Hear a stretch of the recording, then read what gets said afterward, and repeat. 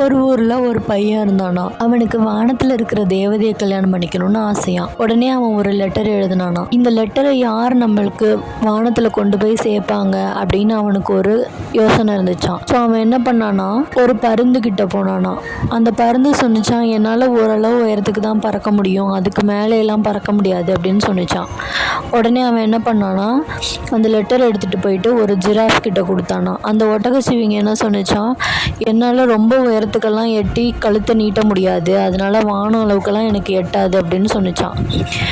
உடனே இந்த லெட்டரை யார் எனக்கு எடுத்து கொண்டு போய் கொடுப்பாங்க அப்படின்னு சொல்லி யோசிச்சுட்டு இருந்தானா. அப்போ ஒரு தவளை சொன்னிச்சான், என்னால் அந்த லெட்டரை எடுத்துகிட்டு போக முடியும், என்னால் ஏன் முடியும்னா நான் முயற்சி செய்கிறேன், அதனால என்னால் முடியும் அப்படின்னு சொல்லி சொன்னிச்சான். சரின்னு சொல்லிட்டு அந்த தவளை கிட்ட கொடுத்தானா. அந்த தவளை என்ன பண்ணிச்சான், தேவதைகள்லாம் தண்ணி எடுக்கிறதுக்கு ஒரு கிணத்துக்கு வருவாங்களாம். அந்த கிணத்துல போய் உக்காந்து இருந்துச்சான். அப்போ அவங்க தண்ணி எடுக்க வரும்போது அவங்க குடத்துல போய் உள்ள ஒளிஞ்சிட்டு வானத்துக்கு போயிடுச்சான். அப்போ போனதுக்கு அப்புறமா அந்த லெட்டரை மேஜையில் வச்சுட்டு அங்கே போய் ஒளிஞ்சிக்கிட்டான்.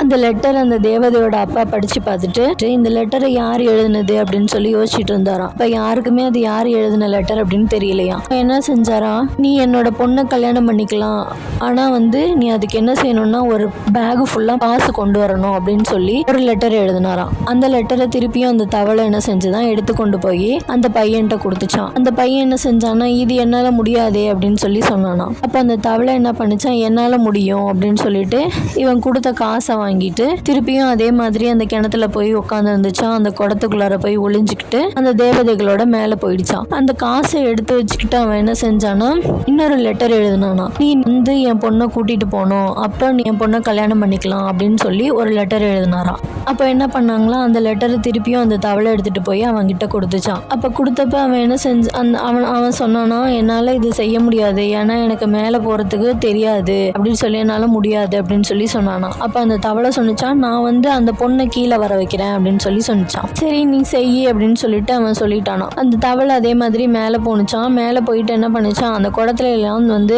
எச்சில துப்பி வச்சிருச்சான். எச்சில துப்புனோன்னா என்ன ஆச்சா, அவங்க எல்லாருக்குமே உடம்பு சரியில்லாம போயிடுச்சான். அப்போ ஒரு டாக்டரை கூப்பிட்டாங்களாம். அந்த டாக்டர் சொன்னாராம், நீங்க ஒரு மனுஷனுக்கு ப்ராமிஸ் பண்ணியிருக்கீங்க அவங்க பொண்ணை கல்யாணம் பண்ணி கொடுக்கறதுக்காக. அவன் என்ன பண்ணியிருக்கான், ஒரு ஆவியை ஏவி விட்டுருக்கான். அந்த ஆவி ஒரு தவளை மாதிரி இருக்கு, அதனாலதான் அவங்க எல்லாருக்கும் உடம்பு சரியில்லாம போகுது அப்படின்னு சொன்னோன்னே அந்த பொண்ணை கூப்பிட்டு அவங்க அப்பா கேட்டாராம், நீ இந்த சாபம் நம்மளை விட்டு போகணும்னா அவனை போய் கல்யாணம் பண்ணிக்கணும், போறியா அப்படின்னு கேட்டாராம். உடனே அந்த பொண்ணு போறேன்னு சொன்னாலாம். சரின்னு சொல்லிட்டு அந்த பொண்ணு தவளை கூட கீழே வந்துட்டாலாம். கீழே வந்ததுக்கு அப்புறமா அந்த தவளை செஞ்ச எல்லா விஷயத்தையுமே சொன்னிச்சான். சொன்னதுக்கு அப்புறம் அவளுக்காக வெயிட் பண்ற அவளோட அந்த காதலை பத்தியும் சொன்னிச்சான். அப்ப அவ நினைச்சாலாம், நம்மளுக்காக எல்லாத்தையுமே இந்த தவளை தான் செஞ்சுது, நம்மளை தேடி இதுதான் வந்துச்சு, இந்த தவளை தான் நம்மளுக்காக லெட்டர் எடுத்துட்டு வந்துச்சு அப்படின்னு சொல்லிட்டு அந்த தவளையே கல்யாணம் பண்ணிக்கிட்டாலாம். அந்த காதலன் என்ன செஞ்சானா, இந்த பூமியிலே வெயிட் பண்ணிட்டு இருந்தானா. அந்த தவளை அந்த தேவதையோட வானத்துக்கு போய் சந்தோஷமா வாழ்ந்தாங்களாம்.